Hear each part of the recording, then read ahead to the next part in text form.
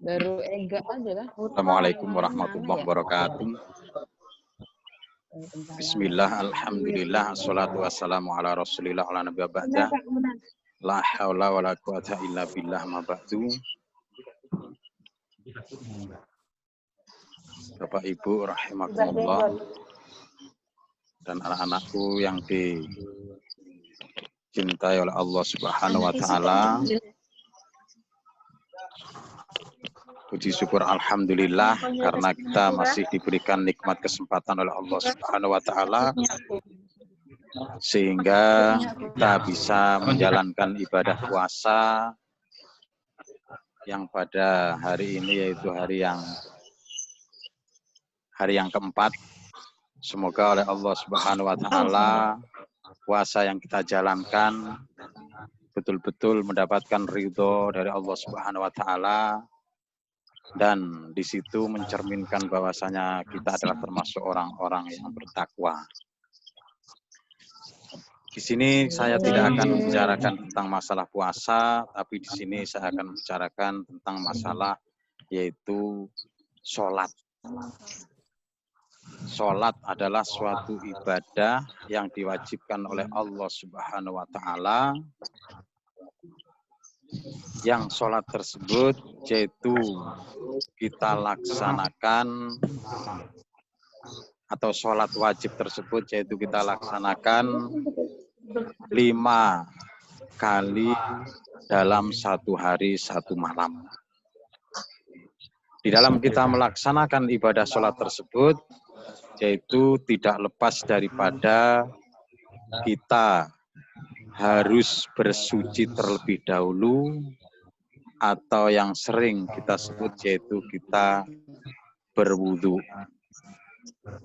Sholat itu akan sah apabila wudu yang kita lakukan yaitu sah. Wudu kita itu akan sah apabila di situ cara pengambilan air kita pada waktu berwudu yaitu sesuai dengan syariat yang telah disyariatkan oleh baginda Rasulullah Sallallahu Alaihi Wasallam dan diteruskan oleh para sahabat dan para ulama-ulama sampai dengan saat ini. Semoga wudu yang kita lakukan yaitu sudah mencerminkan bahwasanya kita yaitu termasuk orang-orang yang peduli dengan kebersihan. Wudu yang kita lakukan sekali lagi yaitu nantinya akan mempengaruhi di dalam kita melaksanakan ibadah sholat. Nah, sudah di sini mengenai wudu tidak akan Bapak bahas kembali, yaitu kita akan mengenai masalah sholat. Sholat yang kita jalankan pada saat ini tidak lepas daripada adanya peristiwa Isra wal Mi'raj Nabi besar Muhammad Sallallahu Alaihi Wasallam. Pada waktu Nabi Muhammad Sallallahu Alaihi Wasallam yaitu diutus melaksanakan Isra wal Mi'raj, di situ salah satunya yang dilakukan oleh baginda Rasulullah Sallallahu Alaihi Wasallam diperintah yaitu untuk melakukan sholat. Sholat yang 5 waktu yang kita terima sampai dengan saat ini itu adalah mencerminkan kehidupan kita yaitu sebagai seorang hamba. Sekarang kita melihat daripada definisi sholat itu gimana. Di sini Bapak membawa kitab yaitu kitab yang kecil akan tetapi di situ makna yang sangat besar yaitu namanya kitabnya dalam Mabadi Fikih. Alaman tajibu sholat pada siapakah sholat tersebut yaitu diwajibkan. Ala kuli muslimin sholat tersebut yaitu diwajibkan kepada orang-orang muslim balighin yang sudah balik yang mempunyai akal wa ala waliyin sobihi ayyak murahu bis sholati miskinina wa yadribu ala tarkiha ba'da kamali syiri sinina. Pada waktu orang tua seorang anak yang anak tersebut sudah berusia 7 tahun. Oh, di situ anak tersebut tidak menjalankan sholat, maka anak tersebut boleh dipukul. Berarti anak-anak semuanya yaitu sudah wajib menjalankan sholat. Orang tua kita itu boleh memukul kita pada waktu kita itu tidak melaksanakan sholat, yaitu mulai dari umur supaya apa? Pukulan tersebut bukan pukulan menyakitkan, tapi pukulan tersebut adalah pukulan untuk memberikan pelajaran bahwasanya sangat penting sekali yang namanya kita melaksanakan ibadah sholat. Kam surutus sholati, ada berapakah syarat-syaratnya? Nah, ini yang perlu. Dengan kita mengetahui syarat-syaratnya tersebut, maka di situ nantinya yaitu kita akan pada waktu melaksanakan sholat, yaitu dikatakan sholat kita sempurna. Kam surutus sholati surut khomsa. Ada berapakah syaratnya sholat? Syaratnya sholat yaitu ada 5. Al-awalu, yang pertama adalah at-tahuru minal hadasi akbari wal asghari. Yang pertama syaratnya sholat adalah suci dari hadas besar dan hadas kecil. Hadas besar itu bisa suci dengan cara kita mandi. Sekali lagi, hadas besar itu bisa suci dengan cara kita mandi. Sedangkan hadas kecil yaitu bisa suci dengan cara kita berwudu. Yang pertama, sholat atau syarat-syarat sholat yang pertama yaitu suci dari hadas besar dan hadas kecil. Ats-tsani taharatul badani wa thawbi wal makani minal najasa. Syarat yang kedua yaitu suci badan, pakaian dan tempat dari najis. Nah, suci badan, tempat dan pakaian dari najis. Contohnya begini, pada waktu mungkin kita sholat kita memakai sorban yang panjang, akan tetapi di ujung sorban yang kita pakai tersebut yaitu ada najis, maka di situ sholatnya tidak sah. Karena apa? Karena kita yaitu membawa najis. Beda. Oh, di situ pada waktu kita sholat di lantai itu ada tai cicaknya atau apapun, kemudian kok di atasnya ada sejadahnya, namanya kita tidak membawa apa-apa. Karena apa? Pada waktu kita melaksanakan tersebut, yaitu di situ najisnya yaitu di bawahnya sejadah, maka itu tidak apa-apa. Yang ketiga, atani satrul aurat.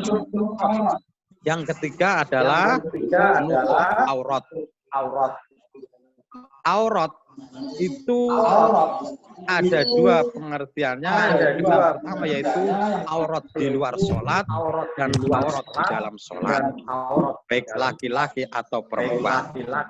Kalau aurat di luar sholat yaitu jamil badani, yaitu seluruh anggota badan aurat.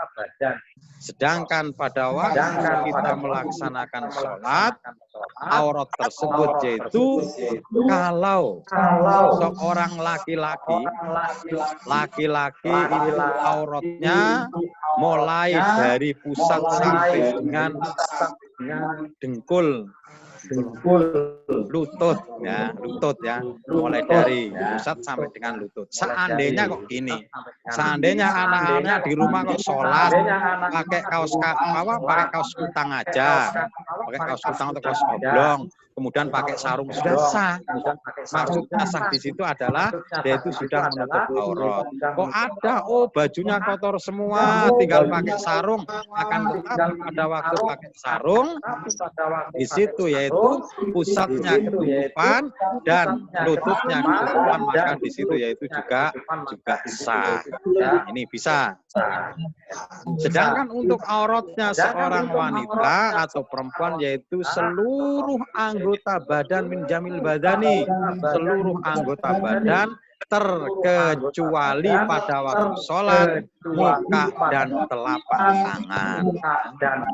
Sekali lagi ya, bahwasanya untuk auratnya seorang perempuan yaitu seluruh anggota badan kecuali muka dan telapak tangan atau wajah dan telapak tangan. Makanya kita kadang-kadang heran cewek-ceweknya itu ya, cewek-ceweknya kita itu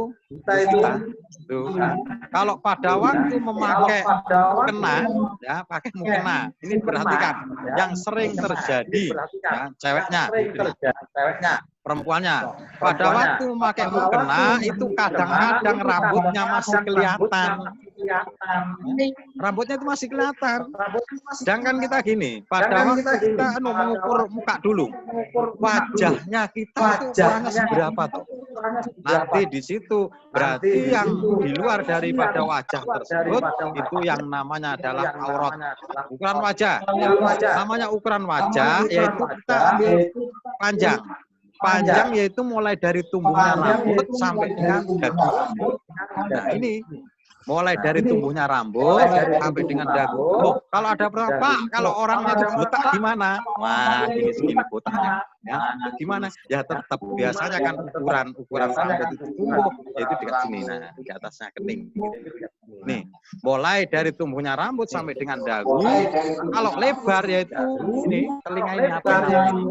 Telinga ini ya, depannya daun telinga ini sampai dengan daun telinga kiri, kanan dan kiri. Kalau pada waktu sholat kok itu ketutup gini semua perempuannya, itu namanya menutup aurat. Tapi kadang-kadang yang kita lihat yaitu ada seorang wanita pada waktu memakai mukena kelihatan rambutnya. Berarti di situ yaitu belum memenuhi syarat daripada yaitu satrul aurat pada menutup aurat. Nah ini untuk diperhatikan bahwasanya pada waktu seorang perempuan sholat itu kita harus mengetahui tentang yang namanya batasan aurat. Yang keempat, ya, syaratnya yaitu ma'rifatul dukhulil waktu. Yang keempat yaitu mengetahui masuknya waktu. Nah ini kalau sekarang zaman sekarang kita ini sudah jam kalau sekarang di masjid-masjid, langgar musola ataupun di mana tempatnya itu banyak. Oh, nanti zuhur, contohnya zuhur itu jam 12.15. Jam 2.15 itu sudah masuk. Nah, di situ kita sudah tahu. Oh, berarti nanti kalau sudah jam 12.15 di situ yaitu sudah masuk waktu. Sedangkan yang kelima yaitu istiqbalul kiblati, yaitu menghadap kiblat. Ini menghadap kiblat. Menghadap kiblat itu yang gimana toh? Apakah seluruh anggota badan atau ada anggota yang tertentu untuk menghadap kiblat tersebut? Menghadap arah kiblat. Banyak di sini yaitu suatu pertanyaan, Pak, bagaimana kalau menghadap kiblat itu apakah seluruh badan mulai dari wajah, dada sampai dengan seluruh anggota badannya itu menghadap ke kiblat? Itu enggak semacam itu ya. Kadang-kadang ada yang orang sholat itu kepalanya agak miring. Loh, kalau kepalanya agak miring itu menghadap ke arah kiblat. Tapi yang betul adalah pada waktu menghadap ke arah kiblat, pada pada waktu adalah dadanya. Posisi dada kita yaitu menghadap ke arah kiblat.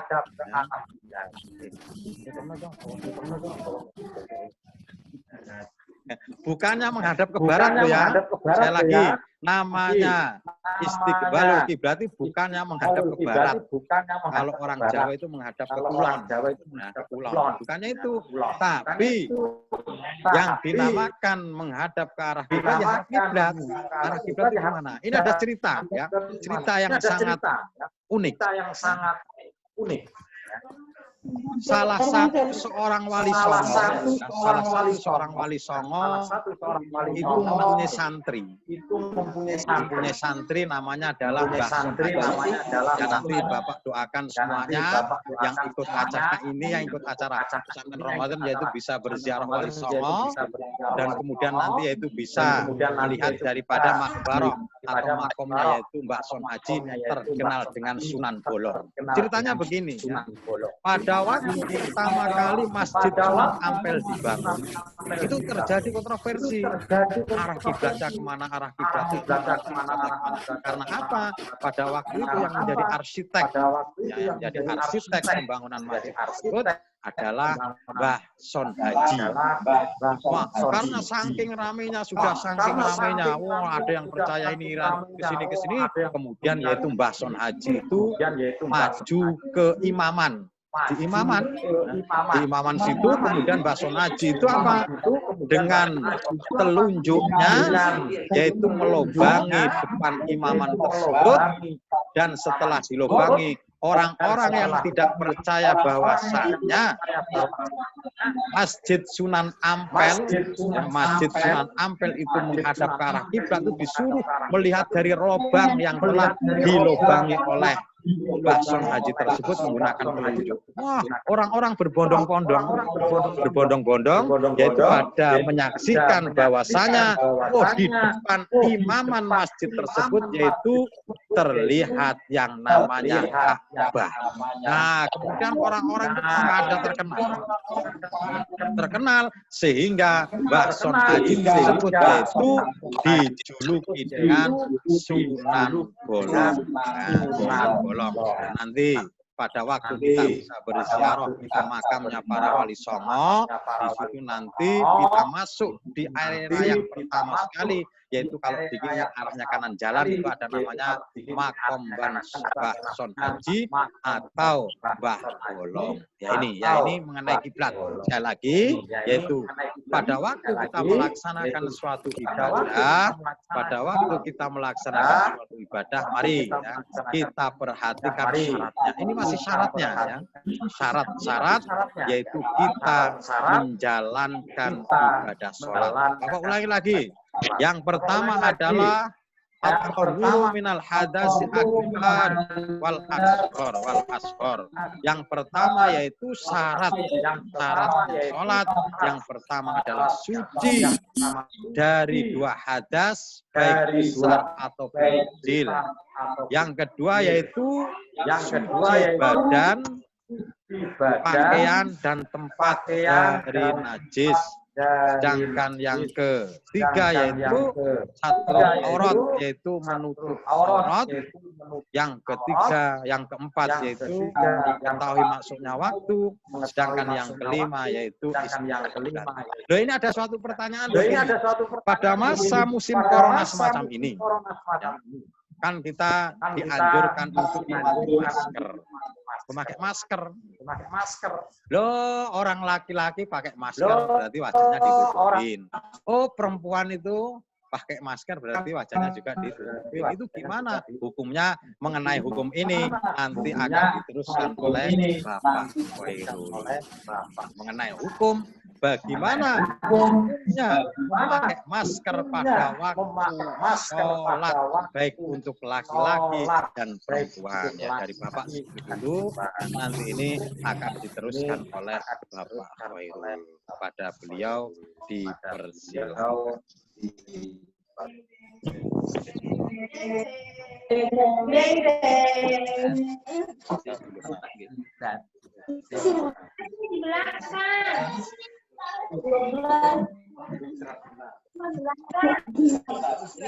Tapi jadwalnya